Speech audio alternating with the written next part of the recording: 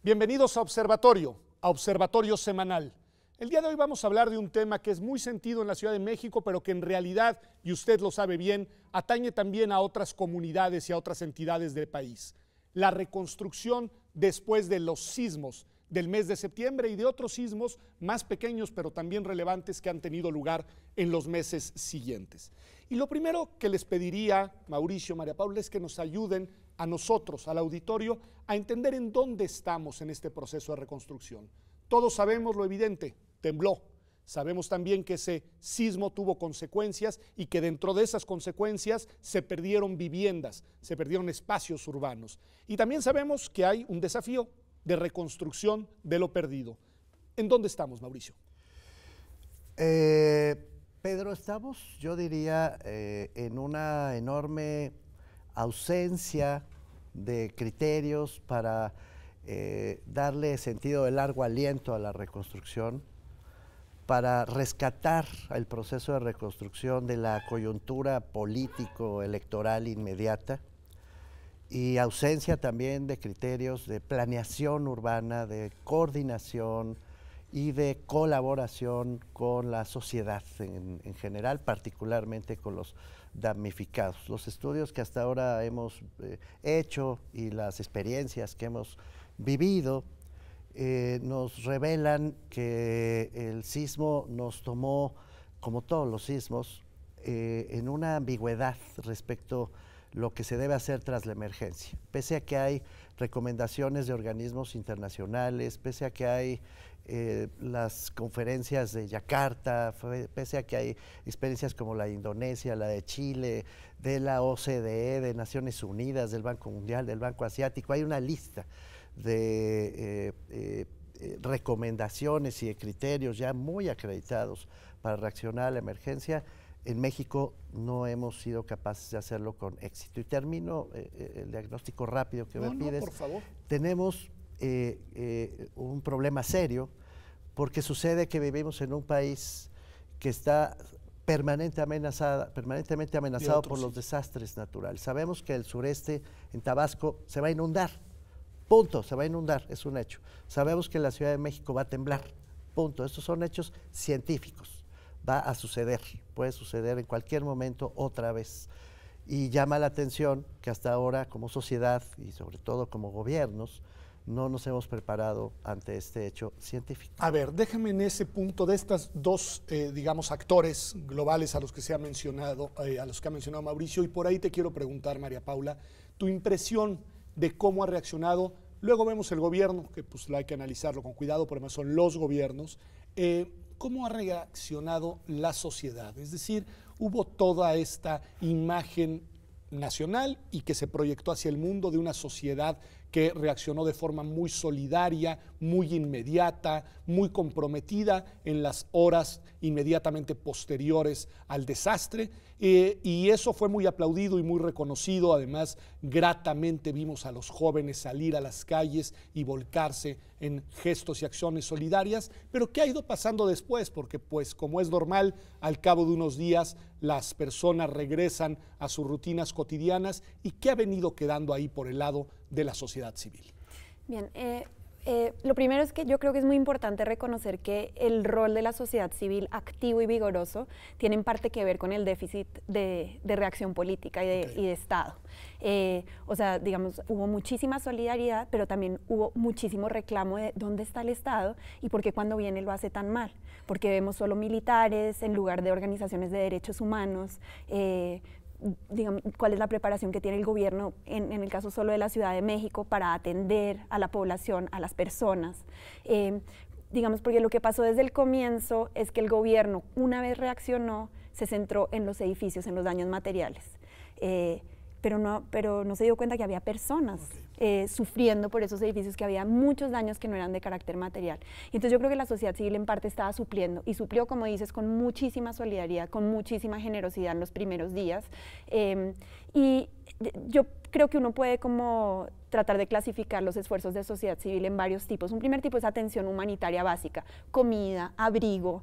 Que es más inmediata, digamos. Es de tipo inmediato, es el tipo de atención humanitaria que se hace en desastres naturales, pero también pónganle en guerras civiles, o sea, es el clásico trabajo de la Cruz Roja, por ejemplo, ¿sí? Entonces, ¿qué le hace falta de inmediato a las personas para que no haya una crisis humanitaria? Agua, cobijas, y hay una red muy grande en la Ciudad de México, digamos, no solo los vecinos espontáneamente, sino que se crearon redes de sociedad civil para ver dónde hacía falta qué, y llevar no solo dentro de Ciudad de México, sino por todo el país, y eso fue muy impresionante. Luego están las organizaciones de derechos humanos que también tuvieron un rol muy importante, de apoyo a las familias, sobre todo de personas desaparecidas y de personas que habían muerto, de personas que estaban al frente de los edificios esperando qué pasaba, si colapsaban, si no colapsaban, dónde estaban sus seres queridos. Y las organizaciones de derechos humanos ahora están tratando de ver, digamos, responsabilidades.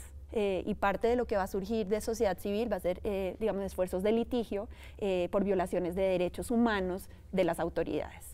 Y yo creo que hay un tercer sector de sociedad civil que también es muy importante, que es el sector de creación de ciudadanía y de creación de organización colectiva a partir del sismo. Dado ¿De manera un poco más permanente, dirías? De manera más permanente, sí. Y ahí hay varias organizaciones que están tratando de trabajar con vecinos en los barrios para que se capture, digamos, la organización colectiva que se crea con motivo del sismo y se convierta en algo productivo que genere también, sobre todo, presión a las autoridades para rendición de cuentas. Ahí yo creo que, digamos, el grupo más interesante es el grupo de los damnificados, que directamente están ellos organizándose y tratando de generar reclamos frente al Estado como Damnificados Unidos. Mauricio, trazaste una línea de ausencias, quiero que luego regresemos a ellas, ausencia de planeación, ausencia de un programa de lo que queremos, ausencia de en fin, pero me gustaría primero escuchar tu reacción, o más bien tus reflexiones a propósito también de esto que tiene que ver con la organización de la sociedad civil, digamos un poco bajo la línea de lo que nos ha dicho María Paula.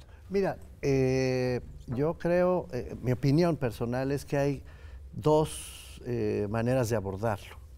Uno, la sociedad civil tiene un enorme deseo de colaboración tras la emergencia inmediata. De hecho, quienes vivimos en la Ciudad de México tenemos muy presente que el mismísimo 19 de septiembre hubo una salida masiva de personas con un enorme deseo de ayudar, pero muy descoordinadas, muy poco organizadas. De hecho, se generó un pequeño caos vial, recordaremos. Al principio fluyó mal la información sobre centros de acopio, qué llevar, a dónde llevarlo, cuáles eran los albergues, de qué manera podías contribuir mejor a rescatar vidas, a colaborar con las autoridades. Poco a poco eso se fue, hay que reconocerlo, más o menos organizando. Pero lo cierto, primero, es que nuestros protocolos de reacción ante la emergencia inmediata no solo no están suficientemente divulgados entre la sociedad, la verdad es que nadie sabe a ciencia cierta qué debe hacer, excepto la reacción inmediata de salirte del edificio. No corro, no empujo, no grito y nada exacto, y ya. Pero no es solo eso, la reacción social ante la emergencia implica protocolos mucho más extensos que eso para poder, digamos, encauzar ese deseo de solidaridad. Si me permites, porque quiero escuchar la segunda parte, nada más pongo un ejemplo de lo que dices, y aquí hago un mea culpa. Lo que hicimos, por ejemplo, los directivos en la ciudad universitaria, que fue en ese momento autorizar a las personas a abandonar el campus. Fue un error desde el punto de vista del caos vial que provocó, siendo que ya una vez que había temblado, al parecer, todo indicaba que el lugar más seguro era quedarnos dentro del campus universitario. Es un buen ejemplo. Y yo que dirijo un instituto, hago también, asumo mi responsabilidad. Pero es cierto, es una responsabilidad compartida. Los protocolos de protección civil, lo que llamamos protección civil, son todavía muy incompletos, insisto, y muy mal divulgados. Ahora, esa es una primera parte. La segunda parte, que creo que es a la que se está refiriendo la doctora Zafón, tiene que ver con lo que sigue después de la emergencia inmediata. Y ahí es todavía peor, Pedro. La verdad es que la situación que hay entre sociedad y autoridades, déjame decirlo así en términos imprecisos, autoridades y sociedad, sé que estoy diciendo un despropósito académico, pero así genéricamente planteado, es confrontacional. No se ha planteado un espacio de colaboración. Las experiencias de colaboración institucional, pactado, organizado, con sentido de largo aliento. Las experiencias internacionales nos revelan que es necesario crear ese espacio de entendimiento, de diálogo, de colaboración, en primer lugar, por supuesto, con los damnificados, pero también con todas estas otras organizaciones que acumulan experiencias. No solo estoy hablando de las ONGs, digamos, de derechos humanos, sino los de ingeniería. Me refiero a los científicos, me refiero a los geólogos, a los geofísicos, gente que también está organizada y que puede y debe aportar muchísimo, a los planeadores urbanos, a los arquitectos, a los municipalistas. Hay comunidades enteras, Pedro, que pueden hacer y deben hacer grandes aportaciones tras la emergencia y que sin embargo no tienen un espacio institucional en el que participar. Por lo tanto, lo que hay es confrontación. Pues lo que les voy a preguntar después de un corte a los dos es, desde el punto de vista de ustedes que han estado involucrados, ¿no? ¿Cuál ha sido la experiencia y cuál podría ser la manera para ir dándole, pues digamos, una vuelta de tuerca a esa confrontación para transformarla en colaboración, que me parece que es hacia donde deberíamos de enfocar? Yo quiero, Mauricio, que nos cuentes un poco tu experiencia en torno, digamos, al comisionado y a la Comisión de Reconstrucción, que me parece importantísimo. Y en el caso tuyo, María Paula, además, digamos, de tu opinión sobre eso, quiero que nos cuentes una labor muy importante que se ha hecho en la cual sociedad civil organizada, pero también academia, porque como bien nos dice Mauricio Merino, no solamente son las organizaciones cívicas, sino también, pues déjenme decirlo así, los colegios de profesionistas en distintas disciplinas, quienes tienen y deberían tener algo que decir. Pero para eso vamos a un corte aquí en Observatorio Semanal. Quédese con nosotros, que el tema es de la máxima relevancia por la situación en la que estamos y por lo que nos advierte Mauricio Merino. Si hay algo que sabemos de cierto en este país, es que habrán desastres naturales que debemos de seguir sorteando. Ya volvemos aquí a Observatorio. Regresamos.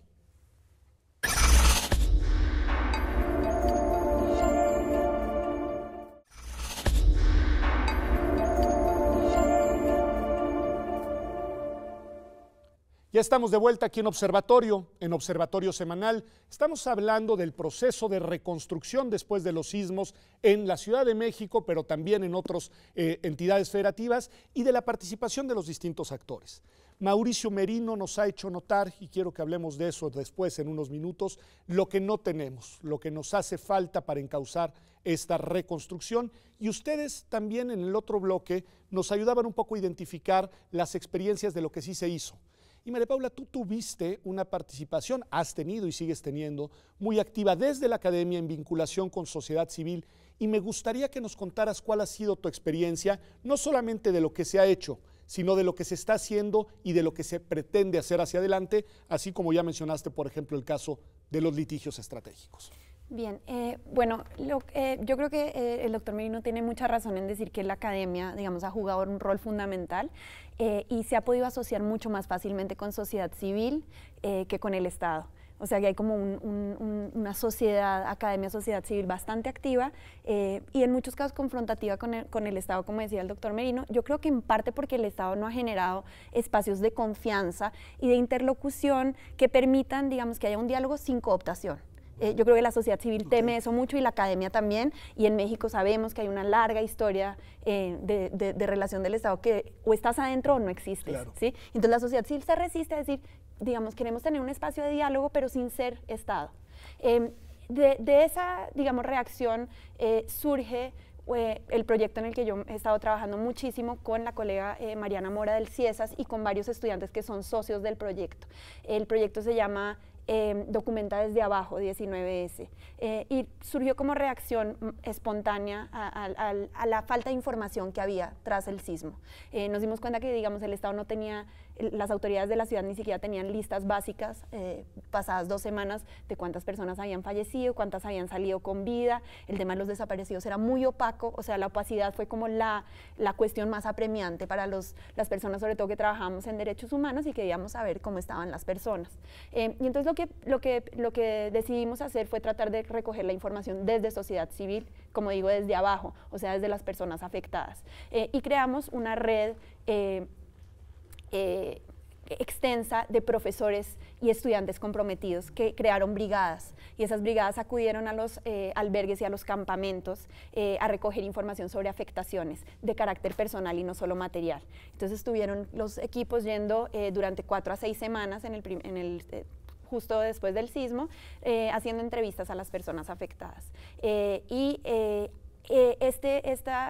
esfuerzo recibió desde el comienzo un apoyo y, digamos, como parte de la red estaban las ONGs de derechos humanos, muchas que avalan la tarea y a las que les canalizamos información cuando surgen informaciones sobre violaciones, y también organizaciones de atención humanitaria, sociedad civil, muchas a las que les dábamos información sobre, bueno, necesitan cobijas acá, necesitan agua acá.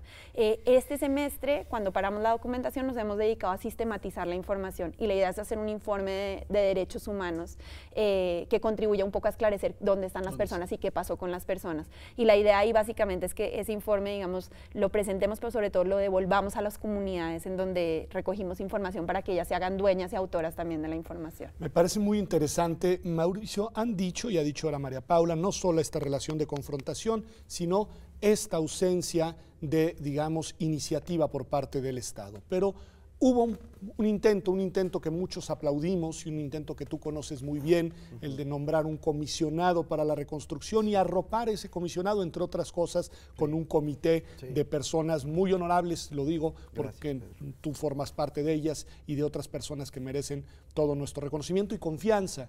Y bueno, pues se inició ese esfuerzo, y en el tiempo se fue desdibujando al punto que hoy no existe, al menos como tal. ¿Qué pasó, Mauricio? ¿Tu experiencia cuál es? A ver si puedo contártela muy brevemente. Por favor.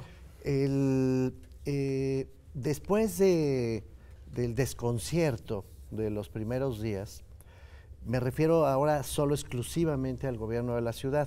Si hubiera tiempo, tocaría, así sea de paso, el caso nacional, que es todavía peor. Pero me quedo en el caso de la Ciudad de México. Después de los primeros días de desconcierto y, en efecto, de tratar de derrotar, porque esto es importante decir, la rutina burocrática, el gobierno en general no está preparado para aislar estas respuestas urgentes de emergencia con sentido de humanitario hacia las personas, porque están anclados en procesos burocráticos, en rutinas. Bueno, después de esos primeros días de desconcierto, el gobierno de la ciudad empezó a reaccionar, a mi juicio, bien. Es decir, trazó una ruta de trabajo con la deliberada intención que acabo de mencionar, de sacar de la rutina las respuestas ante la emergencia. Entonces tomó varias decisiones. Emitió un decreto, en efecto, para crear una comisión de reconstrucción, no rutinaria, sino que estuviera de alguna manera por encima de esa burocracia. Y por fuera un poco de la burocracia. Y por fuera un poco, y coordinando las distintas actividades que el gobierno de la ciudad tenía que emprender. Son muchas, me las ahorro en esta primera intervención sobre el tema. Promovió una ley. A mí me parece que eso fue una buena idea. La ley siempre es debatible. Era Bismarck, es mejor no saber cómo se hacen las salchichas y las leyes, pero una ley finalmente le dio un sentido de largo aliento a través de una ley. Es algo digno ordenador, digamos. Bueno, es digno de aplaudirse. No era solo la reacción, sino crear las condiciones jurídicas para poder imaginar la reconstrucción, recuperación y transformación de la Ciudad de México, así se llama la ley, en una ciudad cada vez más resiliente. O sea, el enfoque es el correcto. Logró, además, a través de esta comisión y con colaboración de técnicos especialistas realmente de mucha calidad, pienso en Sergio Alcocer, por ejemplo, modificar el reglamento de construcciones de la Ciudad de México a la luz de la experiencia científica que se ha venido acumulando en esa materia. Hoy tenemos un nuevo reglamento. Logró además emitir un programa de reconstrucción en el que venían más de 40 pequeñas actividades, 43 pequeñas actividades, que cada una de ellas permitiría de ser puesto en acto otra vez, concatenar este largo plazo. Logró muchas cosas. A la cabeza puso a Ricardo Becerra. Ricardo Becerra es un funcionario muy vinculado con la vida política. Es un hombre que estudia y hace política y que inmediatamente entró en contacto con los damnificados, hizo relaciones personales con muchos de ellos, se fue a la calle.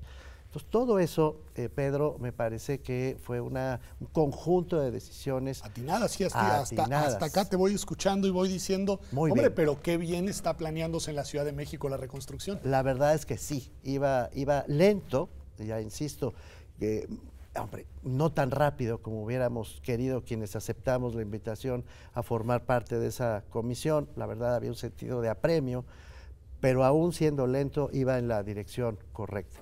Se produjo, sin embargo, un desencuentro que resultó a la postre muy delicado. Hay dos, pero el primero fue la emisión del decreto de presupuesto de egresos para la Ciudad de México para el 2018. En ese decreto, en mi opinión, en contra de lo que dice la ley de reconstrucción y en contra de la constitución política de los Estados Unidos mexicanos, la Asamblea se arrogó facultades, control del dinero, para autorizar, supervisar, vigilar, proponer prácticamente el control de todos los fondos destinados a la reconstrucción. Porque añado, otro acierto de la ciudad fue poner en la ley de reconstrucción un fondo único de reconstrucción, precisamente para aislar esos dineros del trasiego burocrático, deja de ponerlo así, en otros programas. También quedó en la ley. Bueno, la Asamblea, la mayoría de la Asamblea, decidió poner en manos de 3 diputados prácticamente todo el manejo. Esto anuló en la práctica a la comisión, produjo una enorme confusión del papel del comisionado y a la postre llevó a que algunos comisionados, mi caso está entre ellos, renunciáramos porque no tenía ningún sentido continuar. Y el propio comisionado Ricardo Becerra. Y el propio comisionado Ricardo Becerra, entre otros. Entonces, tras estos hechos, Pedro, y voy concluyendo el relato, el gobierno de la ciudad creo que vuelve a reaccionar correctamente. Paso crítica, no debió permitir que ese decreto se aceptará nunca, esa es mi opinión sincera. Pero bueno, una vez que se genera este desconcierto y esta reacción pública, entonces el gobierno de la ciudad reacciona y envía una iniciativa para modificar el decreto. Colofón, por fortuna la Asamblea reconoce este error, se retracta y hoy estamos de vuelta a lo que siempre debió ser. Ahí te voy a detener porque ya sé a dónde vamos a entrar después, que estamos de vuelta a lo que siempre debió ser, pero después de hacer una pregunta a María Paula y de ir a un corte, les voy a preguntar, bueno, ¿y quién se va a hacer cargo de que las cosas se lleven a cabo? Pero se lo voy a preguntar después. Ahora te quiero preguntar tu visión desde donde ya nos has contado, desde el mirador en el que te has ubicado en este proceso, de ese esfuerzo en concreto de la Ciudad de México. ¿Cuál ha sido la valoración que ustedes fueron haciendo de cada una de las decisiones que Mauricio Merino muy puntualmente ha reconstruido?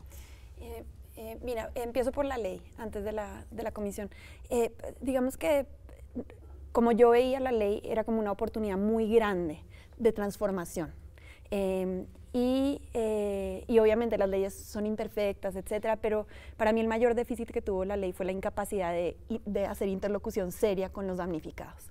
O sea, que no se genera un espacio de participación política cuando la Constitución y todas las leyes de este país dicen que tiene que haber participación, que las personas afectadas, particularmente cuando hay violaciones de derechos de por medio, se tiene que escuchar su voz. Y no hubo eso, digamos, hubo mucha resistencia de hecho de los damnificados, pero no los escuchaban. Iban, digamos, a pedir que los escucharan y no fue así. Y la ley, digamos, a mí me parece que a pesar de ser un instrumento ordenador, etcétera, es un instrumento totalmente enfocado en la estructura material de la ciudad, y eso es importante, digamos, para reconstruir. Obviamente se tienen que volver a hacer los edificios, se tiene que hacer planeación, pero muchas cosas no piensa la ley, como por ejemplo, como dice el doctor, protocolos serios para proteger, para prevenir, para que no vuelva a ocurrir y sobre todo para que la reconstrucción sea transformadora, o sea, que las personas que están en mayor vulnerabilidad se empoderen, se fortalezcan y sean menos vulnerables. El enfoque, como bien lo dijo el doctor Merino, es un enfoque basado en la resiliencia, que ha sido muy cuestionado, digamos, desde el punto de vista de las ciencias sociales dedicadas a desastres,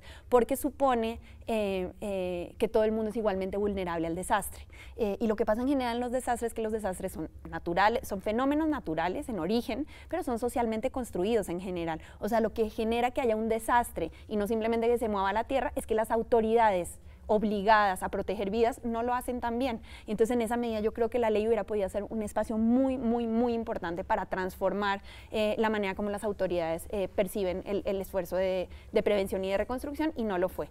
Ahora, yo estoy de acuerdo con el doctor Merino en que el espacio de la comisión fue un espacio muy importante, digamos. Es muy importante que exista una institución nueva, que pueda generar confianza, que sea imparcial, y hacia ahí iba encaminada. Yo admiraba muchísimo al doctor Becerra y a muchos de los comisionados, y desde el comienzo la sociedad civil pudo establecer interlocución con los comisionados. Pues ahí hagamos el corte, es decir, porque ahí nos quedamos. Lo que ustedes me están diciendo es que tenemos una suerte precaria, pero de cimientos institucionales, legales y sin duda sociales para poder imaginar la reconstrucción que tiene que darse, porque aquí no nos vamos a quedar, lo que sigue está adelante, pero aquí en Observatorio vamos a hacer una pausa. Y ahora regresamos a Observatorio Semanal. Quédese con nosotros.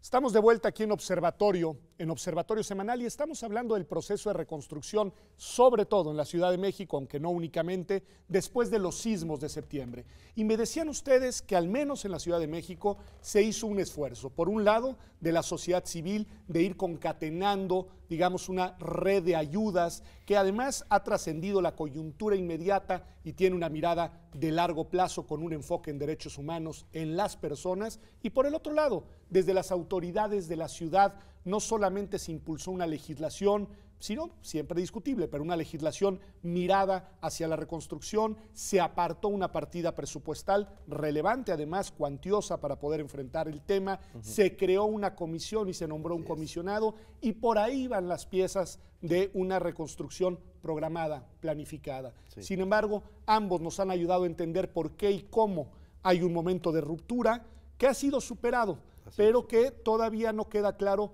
quién se va a hacer cargo a partir de ahora, Mauricio, de sacar estos esfuerzos avante. Hay aquí dos planos, Pedro. Despejo lo más rápido posible el primero. Esta experiencia nos debe servir, lo que ha explicado la doctora Zafón, nos debe servir en este momento para entender que la sociedad debe organizarse, ya no para llevar cosas a centros de acopio y albergues y, digamos, reaccionar ante la emergencia, debe organizarse para cuidar derechos humanos, debe organizarse para cuidar rendición de cuentas y transparencia, para garantizar que ese dinero no se maluse, y debe participar en la planeación urbana, en las decisiones de planeación urbana. ¿Qué se va a hacer con los terrenos? ¿Qué va a pasar con los edificios? ¿Qué va a pasar con las viviendas unifamiliares que se perdieron? Todas las zonas que fueron profundamente afectadas reclaman la participación de la sociedad civil. Al menos estas tres áreas no pueden ser abandonadas por sociedad civil, y creo que debemos hacer un enorme esfuerzo por convocar a la mejor y la mayor organización posible para que estas tres áreas no sean descuidadas. Ahora, del lado de las autoridades, la verdad es que tenemos otro desconcierto. El que conté de la Asamblea afortunadamente se corrigió, y se corrigió bien. La verdad. Pero con un daño irrelevante, al menos por lo que hace a la pérdida de los liderazgos que habían hasta ahora. Se perdieron esos liderazgos. Que no es menor, porque aquí las personas cuentan, hay que decirlo. No, y cuentan, suena como eslogan, iba a decir, y cuentan mucho, pero en fin, ya lo dije. El asunto, querido, sí, pues salió del alma. Bueno, el asunto es que no sabemos si Miguel Ángel Mancera va a seguir siendo jefe de gobierno, esa es la verdad. Aquí hay una cadena de decisiones entre jurídicas y políticas. El jefe de gobierno ha anunciado su decisión de ir a participar en la vida política del país de otra manera. Entonces, es altamente probable que deje de ser el jefe de gobierno. Por lo tanto, tiene que decidirse quién se va a quedar al cargo, no de la Comisión de Reconstrucción, sino de quién se va a hacer cargo de la Ciudad de México. El asunto no es menor, porque el jefe o jefa de gobierno de la Ciudad de México, jefa se ve menos probable hoy que Patricia Mercado también dejó la Secretaría de Gobierno. De eso depende quién será la comisionada o el comisionado de reconstrucción que va a suplir a Ricardo Becerra. Es una cadena decisional.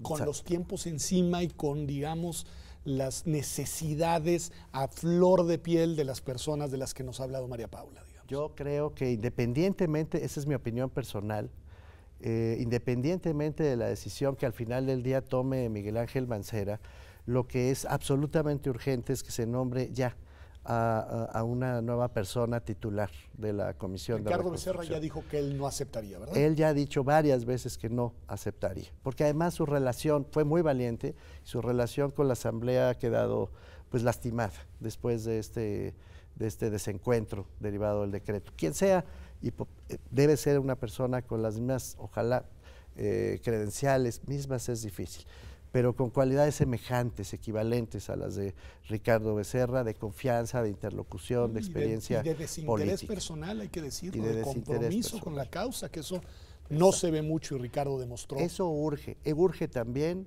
que se pongan en orden las cuentas que están asociadas al Fondo de Reconstrucción. Claro.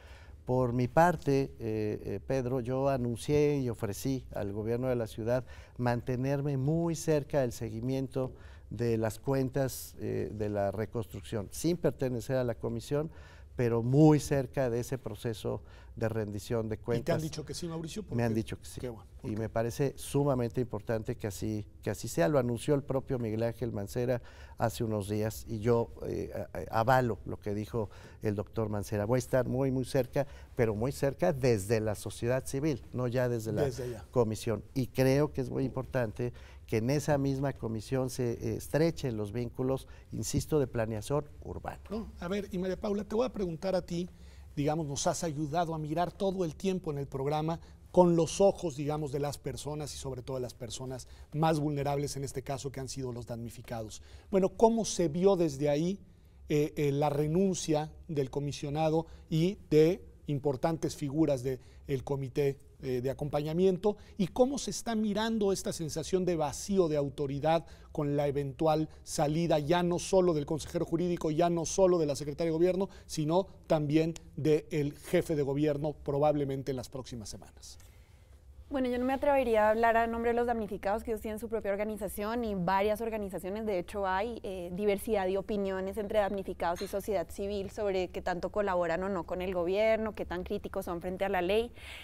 Yo sí creo que lo que esto muestra, digamos, en un sentido obvio, es que el tema de la reconstrucción no le importa a nadie, ¿sí? No es un tema políticamente relevante en una coyuntura en donde, digamos, se podría aprovechar. Para mí, como extranjera y sin poder participar en política mexicana, pero como académica lo digo, comparativamente es muy extraño esto, ¿sí? Porque, digamos, de las pocas cosas buenas que trae un desastre natural es una oportunidad para hacer cosas nuevas, diferentes, para tomar una bandera política y mostrar que se puede hacer cambios y que las personas valen la pena y que importan. Y en muchos países ha sucedido esto. Juan Domingo Perón, a ver, un par de ejemplos, surge del terremoto de San Juan. Eso poca gente lo conoce. Hay un libro muy nuevo, muy interesante de un historiador del año pasado o hace 2 años que muestra cómo Perón se forma políticamente a partir de los ejercicios de apoyo y de reconstrucción en el terremoto de San Juan. Y en Chile, bueno, ni se diga, o sea, cada sismo ha sido una oportunidad política para las personas que les interesa el poder, para hacer algo nuevo y con ello recoger votos. Y lo que yo veo en México es que es al contrario, como que la reconstrucción importa tan poco, las personas damnificadas importan tan poco, que la política sigue como rutinariamente. O sea, hacen política con la reconstrucción de la misma manera que hacen política con todo. Y eso yo lo he visto, digamos, con horror. El decreto es espeluznante ya. Digamos, para mí ya es demasiado escalofriante que se pueda entregar a 3 personas el manejo de recursos. Pero lo más grave es que eso ya se estaba haciendo sin decreto. O sea, que hay lugares de la Ciudad de México en donde los miembros de la Asamblea que el decreto les dio funciones, ya estaban erogando recursos, ya tenían dinero, no sabemos de dónde, porque no había fundamento legal, y lo estaban gastando de manera discrecional según, digamos, apoyos políticos. Entonces, hubo muchísima reconstrucción, muchísima demolición y muchísima reconstrucción de casas que se hizo sin una ley y sin un reglamento claro. A ver, María Paula nos dice que ella no puede hablar de política, Pero acaba de hacer pero una lo ha hecho muy extraordinaria, bien. Sí. Y nos hemos centrado en Ciudad de México por muchas razones, pero aquí hay un gobierno del que tenemos que hablar, Mauricio. Sí. El gobierno nacional. Sí, sí, sí. ¿Qué decir? Sí. No, mira, yo quiero reaccionar primero a lo que dice María Paula. Creo que está diciendo algo muy importante. Efectivamente, el tema de la reconstrucción no se convirtió en un tema de agenda para los partidos políticos, no está en las campañas, ¿no? No estuvo en las precampañas, estas cosas raras, intercampañas y toda esta vaina. La verdad es que no ha estado, no está en el discurso de los principales políticos, ni siquiera ha estado en el discurso de los candidatos, candidatas a la ciudad, candidato y candidatas a la Ciudad de México. No ha formado parte toral de este discurso político. Como dice María Paula, como si no hubiera sucedido, la política sigue con sus narrativas ordinarias. Pero lo que sí ha habido, tal como lo dice María Paula, es el uso de ese dinero para fines que difieren de lo que el programa de reconstrucción establece. Eso sí está documentado. O sea, yo tuve un oficio en mis manos, que fue el que ya me llevó a renunciar definitivamente, emitido por el presidente de la Comisión de Gobierno de la Asamblea Legislativa, distribuyendo más de 7,000 millones de pesos a distintas dependencias del gobierno de la ciudad, sin que tuviera ese oficio la más mínima vinculación con el programa de reconstrucción y con las decisiones que se habían venido tomando en el marco del proceso institucional que el propio gobierno de la ciudad había venido empujando. Quiero suponer, tengo entendido, que esos dineros quedaron suspendidos una vez que el decreto volvió se modificó, no volvió a su estado original, pero nunca lo tuvo, sino que se modificó el decreto de presupuesto de egresos. Y quiero documentar, no lo sé de cierto, quiero documentar que efectivamente esa distribución de recursos no haya sucedido. Se suspendió. Se suspendió, pero no lo tengo claro, Pedro. Lo que sí tenemos claro es que hubo al menos un intento de utilizar ese dinero con criterios distintos a los que establecía la Comisión de Reconstrucción, y eso sí está plenamente documentado. Por lo tanto, claro que tenemos que meter el tema y claro que tenemos que exigir que el nuevo gobierno de la ciudad, lo estoy diciendo mal, el nuevo titular del gobierno de la ciudad, no será un nuevo gobierno, asuma plenamente que los próximos meses no puede haber otra prioridad para el gobierno de la ciudad por encima que la de reconstrucción. Me parece fundamental, me parece que ese es un punto toral, porque además traza agenda de lo que se debe hacer en el gobierno. En los meses que quedan, la persona que llegue no puede llegar únicamente a administrar, digamos, el cierre de un periodo de gobierno. Pero me han dicho, y quiero regresar sobre el punto, que el tema no está en las campañas, el tema no está en las propuestas políticas de quienes buscan gobernarnos los próximos 6 años, y la reconstrucción va porque tiene que ir para largo. Pero vamos un corte antes y volvemos aquí a Observatorio Semanal.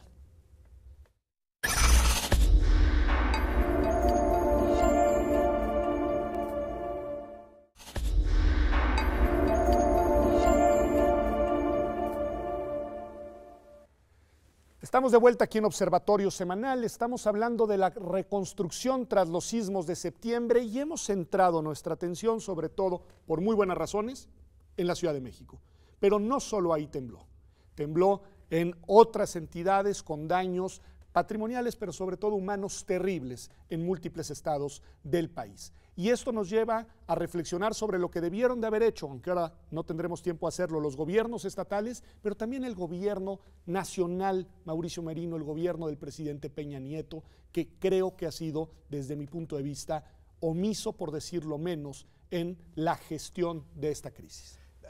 Más que omiso, ha sido desordenado, esa es mi opinión. Ha sido poco coordinado y ha permitido que se disperse el dinero. Es una palabra que ahora usamos mucho para todo tipo de asuntos delicados en materia del uso del presupuesto, dispersar el dinero. Pues el nacional se ha dispersado en muchísimos fondos, no solo federales, también estatales que bajan desde el Fonden, y en fondos privados que tienen, sin embargo, regulaciones que les permiten, por ejemplo, deducir hasta el 100% del dinero que se usa ahí, sin que hasta el día de hoy, Pedro, podamos tener un panorama claro de qué está pasando con esos fondos. Tengo para mí que este desencuentro que sucedió en la Ciudad de México, lo quiero decir con absoluta claridad, ayudó a esconder, a dejar de lado el problema de la reconstrucción a nivel nacional. Le vino bien el escándalo de la Ciudad de México al presidente Peña Nieto, porque entonces toda la opinión, todos los debates se centraron en Ciudad de México y hemos descuidado el desorden, la falta de planeación, la falta de coordinación y la absoluta, lo subrayo, absoluta falta de transparencia y rendición de cuentas en el conjunto de los fondos destinados para la reconstrucción nacional. Recientemente hicimos un estudio, esperemos que se vea publicado pronto, porque tiene la intención de producir conocimiento para lo que va a venir seguramente en otro momento para el país, viendo justamente los problemas de regulación de esos fondos públicos, estatales, federales, mixtos y privados. No hay coordinación y tampoco, como ya ha dicho la doctora Zafón, hay un criterio de largo aliento a nivel nacional. No se ve porque la Ciudad de México generó un escándalo tan fuerte que le dio libertad al gobierno de la República. Ana Paula, se dice mucho que en este país, lo decimos mucho, la sociedad civil organizada tiene sobre todo presencia en algunos puntos particulares, ¿no? Pero que en realidad es débil el tejido de la sociedad civil en la mayor parte de las entidades federativas. Te quiero preguntar, desde tu punto de vista y no necesariamente conociendo todos los casos, pero ¿cómo has visto el proceso de organización ciudadana en entidades distintas a la Ciudad de México? Sí, digamos, no puedo opinar con suficiente conocimiento de causa porque no he ido a campo, aunque me gustaría y espero tener el tiempo este año de ir, pero de lo que sé, digamos, ha habido de nuevo muchísima solidaridad de sociedad civil, muchísimo apoyo de academia también, por ejemplo, arquitectos, comunitarios, tratando de ver cómo se recuperan las viviendas sin destruir la tradición cultural de las comunidades. Lo que pasa es que este es un esfuerzo enorme, monumental. O sea, por más que toda la sociedad civil sea totalmente robusta, esto no se puede hacer sin una política de Estado, como lo decía el doctor Merino, y ahí yo estoy absolutamente de acuerdo. La propuesta que hicimos desde el Instituto de Investigaciones Jurídicas, cuando la ley estaba siendo discutida, era justamente esto. Esto hay que concebirlo como un problema, digamos, nacional. Y tiene que haber una política de Estado en donde se piense sobre todo en cómo van a prevenir y cómo se van a reducir vulnerabilidades, cómo las personas más débiles van a estar menos débiles la próxima vez que tiemble. Y ha pasado todo lo contrario, porque como dice el doctor Merino, digamos, para bien o para mal, en la ciudad se hicieron cosas y entonces toda la atención está centrada en la ciudad, que es donde más recursos hay, más capacidades hay, y luego hay unos lugares que están totalmente abandonados, solo con apoyo de sociedad civil, como Oaxaca, Guerrero, que no sabemos cuándo va a temblar bien fuerte en Guerrero, y no se está haciendo nada para que las personas más vulnerables, porque además en estos estados es donde las personas que más sufren son las personas más pobres, que no sucedió en la Ciudad de México. En la Ciudad de México hubo un golpe muy fuerte de clase media, no solo de población marginal. Y entonces, ¿qué va a pasar con esos lugares? Bueno, a nadie le importa, a nadie le importa. Y en política nacional sí que está claro que ese no es un tema, a pesar de que podría serlo. A ver, estamos en campañas, Mauricio, tú eres un gran experto de los procesos sociales, pero también de los procesos políticos. ¿Cómo explicar que nadie se haya, digamos, apropiado de la propuesta de la agenda de la reconstrucción, que como bien dice María Paula, no únicamente es un tema de aquellas comunidades que han sufrido y padecido el impacto de los sismos, sino debe ser un tema de planeación, obviamente en la ciudad estratégica de largo plazo, pero de planeación nacional? Porque había que ponerse de acuerdo. Esa es mi respuesta, Pedro. No sé si es la correcta, pero es la que tengo. Los partidos, te recuerdo, tan pronto como empezaron a reaccionar tras los sismos, dijeron, vamos a poner nuestro dinero a favor de la reconstrucción. Empezaron a competir entre ellos de ver quién ponía más, de como, quién renunciaba a sus prerrogativas. Como Perinola, ¿no? Vamos a renunciar a todo, vamos a renunciar a una parte. Empezaron a competir retóricamente y equivocadamente por abandonar el financiamiento público para que se fuera a la reconstrucción y ellos hacer sus campañas con financiamiento privado. Un despropósito monumental, en cualquier caso. Afortunadamente rectificaron y no sucedió. Pero una vez que se generó este debate del financiamiento, entendieron que para poder ir a la reconstrucción, como ya se ha dicho aquí varias veces, tienes que ir en conjunto, tienes que ir de manera coordinada, tienes que compartir con los demás cuál es el sentido de la reconstrucción y obviamente el foco tiene que estar en las personas, pero no en las personas como clientes electorales, no como votos potenciales, sino como personas con todos los derechos que protege la Constitución. ¿Cómo nos cuesta eso en este país? Bueno, y eso no es motivo de competencia electoral. Mi mejor conjetura, Pedro, a tu pregunta, que es muy difícil de responder, es que una vez que los partidos entendieron que no podían poner ese dinero para la reconstrucción, ni tampoco podían compartir una agenda que les hubiera restado capacidad de competencia entre ellos, simplemente se retiraron de la batalla. O sea, tú sientes que hubo un repliegue, digamos, y que la política abandonó la causa de la reconstrucción. La política del sentido electoral, pero no la construcción de clientelas electorales usando el dinero de la reconstrucción. Okay. No hemos hablado más que de la Ciudad de México, no entro a detalles, pero en efecto, en Oaxaca, en Guerrero, en Morelos, por lo menos, hay evidencias muy potentes de que la reconstrucción ha servido para construir clientelas políticas. Tremendo. María Paula, decías algo vinculado con esto, pero pensando también en la experiencia comparada que me resultó muy interesante y me gustaría escuchar pues algunas ideas en ese sentido. Has dicho, los desastres de este tipo en otros países, lo que han sido, ha sido una oportunidad para hacer cosas nuevas. Esa fue tu frase en 2 ocasiones. ¿Qué estás pensando cuando dices hacer cosas nuevas? Bien, al menos 2 cosas. Una, construcción de Estado.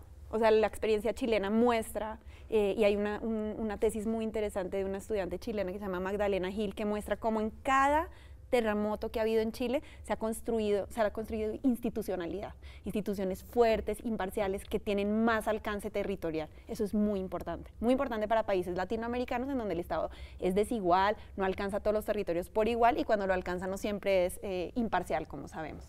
Entonces, digamos, la reacción al terremoto se convierte en una oportunidad para construir institucionalidad sólida. Pero yo creo que hay una segunda oportunidad de carácter más político, y es como, digamos, un evento extraordinario podría sacudir a la política de manera que no siga funcionando como ordinariamente funciona, que no siga funcionando clientelarmente, sino que haya una agenda programática de cambio, ¿sí? En este país, como decía el doctor Merino, va a temblar toda la vida, las personas más afectadas son vulnerables. ¿Por qué no se puede crear una plataforma programática, digamos, de cambio, y que los políticos tradicionales que no adoptan una perspectiva así frente al terremoto sean castigados? En Chile también hay experiencias de castigo a políticos porque no reaccionaron bien frente a la emergencia, ¿sí? Pero además yo creo que acá hay una potencialidad enorme en México de sociedad civil organizada, con una perspectiva muy diferente frente a lo que debe hacer el Estado, que ojalá se pudiera canalizar políticamente para decir, bueno, así es como nos gustaría a nosotros una política de Estado, ¿sí? Pero yo creo que justamente es una oportunidad para que este sea un momento excepcional y no ordinario. Lo que está matando a la agenda de reconstrucción es que se está, como decía el doctor Merino, clientelizando y se está volviendo a hacer todo como siempre y como si no hubiera pasado nada, y sobre todo como si no fuera a volver a pasar nada, y cada vez va a ser más grave porque el Estado no está preparado para reaccionar. Pues en verdad, muchas gracias a los dos. Ha sido muy útil, muy impresionante, pero también muy aleccionador lo que nos han venido a decir hoy en Observatorio. Nos ayudaron en un lapso de 1 hora a reconstruir un pedazo muy importante de la historia recientísima de lo que está pasando en nuestro país, de una historia muy sentida para muchas personas, pero de una historia además muy preocupante por su situación actual y por su falta de proyección hacia adelante. La reconstrucción no puede ser solo una reconstrucción de tipo inmobiliario, la reconstrucción tiene que ser una reconstrucción de prácticas sociales, de prácticas políticas, de dinámicas de coordinación y de interacción entre la sociedad y sus autoridades. Y por supuesto también algo fundamental, la reconstrucción requiere de liderazgos comprometidos con los derechos, con las personas y no con los intereses de una parte. Y de eso, desafortunadamente, estamos ayunos hoy en México, en este México que además transita en este momento por un momento electoral particularmente complejo. Así que desde aquí, desde Observatorio Semanal, hacemos un llamado respetuoso, pero también enérgico, a quienes tienen la responsabilidad de tomar decisiones, a tomarse en serio esto, porque lo que está en juego es el futuro de nuestra sociedad. Gracias por habernos acompañado aquí en TV UNAM. Nos vemos, como todas las semanas, el próximo domingo en Observatorio Semanal.